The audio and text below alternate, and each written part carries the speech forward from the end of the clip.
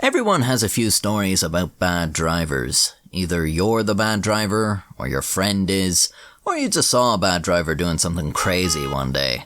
The worst is when you're in a car with the bad driver and they're having a regular conversation with you, seemingly oblivious to the fact that they're a law unto themselves out on these roads. I've been in a car with someone travelling down the wrong side of the road while they continue talking as if everything was normal, and I'm thinking, what the hell is going on? Do they even know they're putting our lives at risk? Should I even bring this up, or are we both just going to continue as if nothing out of the ordinary is happening?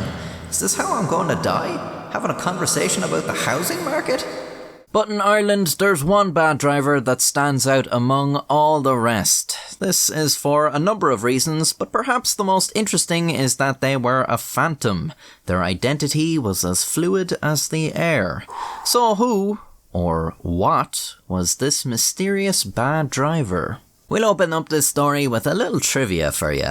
In Ireland, we don't call the police force the police, we call them the guards. Now, obviously, many countries have their own names for their police, but it's usually just police in whatever the local language is.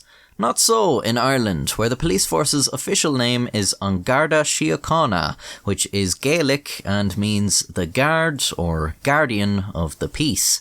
We just call them the guards. Usually in my videos I just refer to them as the police, because otherwise no one is going to know what I'm talking about without that preamble, but now I can finally call them the guards in a video. Well, in 2007, the guards encountered an anomaly on one of their databases.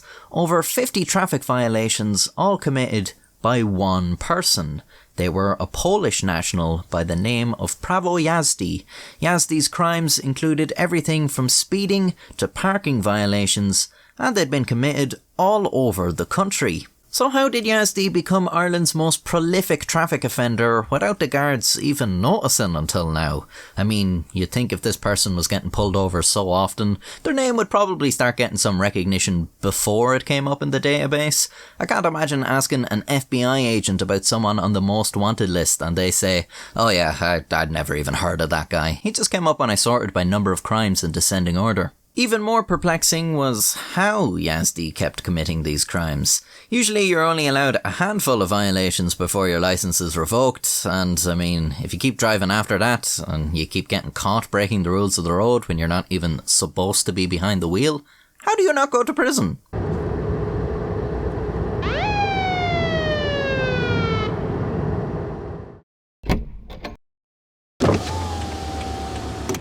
You know, you didn't indicate going through that junction there. Tak. Jesus, is that you, Prawo?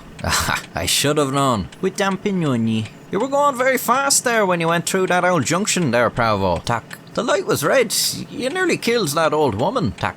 Are those cans of Karpaki sitting in the seat beside you, Prawo? Tak. Ah, no, you haven't been drinking them now, have you, Prawo? Tak. And it looks like you've turned one of the empty cans into some sort of makeshift pipe. Tak. You haven't been smoking crack and driving again, have you? Tak.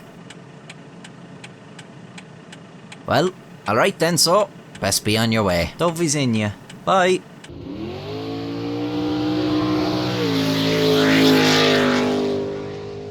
Looking into the matter further, the guards discovered that Prawo Jazdy had given a different home address in every encounter. Was this how they somehow managed to fly under the radar for so long? No. Something was very wrong here. If you speak Polish, you've known what went wrong from the second I said the name Prawo Jazdy. That's because Prawo Jazdy isn't a name, it's the Polish for driver's license. Yes, in over 50 separate incidents, a guard had written up someone using a Polish driver's license and mistook Prawo Jazdy for their name. Here's a contemporary sample of a Polish driver's license so you can see how stupid that is. I mean, even if for some reason you didn't ask the person their name so you could verify which one of these details corresponds with the phonetics, how could you think this one was the name? I mean, Jesus, come on. This happened 50 fucking times? I wonder are there any entries in the database under the name of Pl.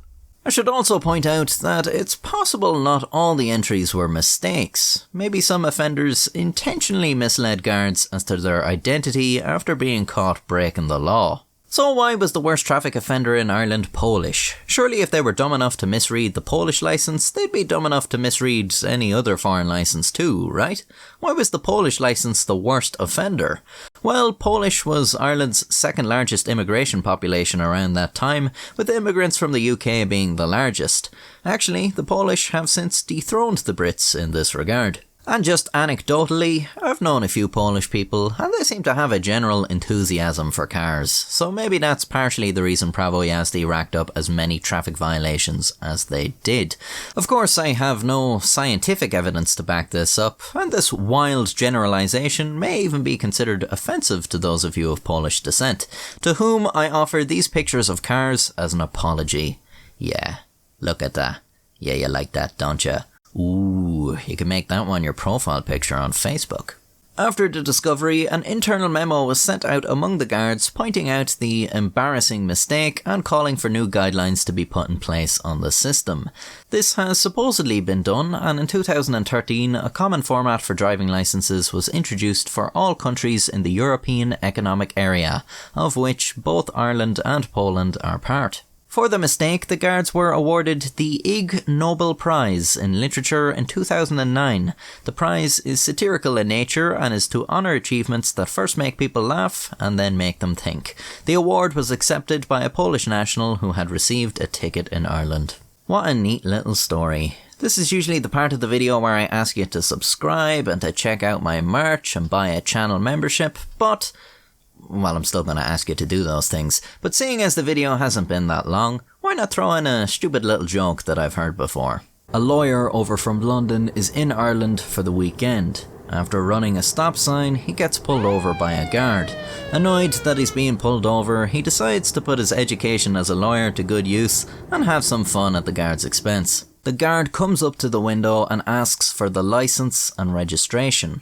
What for? You didn't come to a complete stop at that stop sign. I slowed down and no one was coming. You failed to come to a complete stop.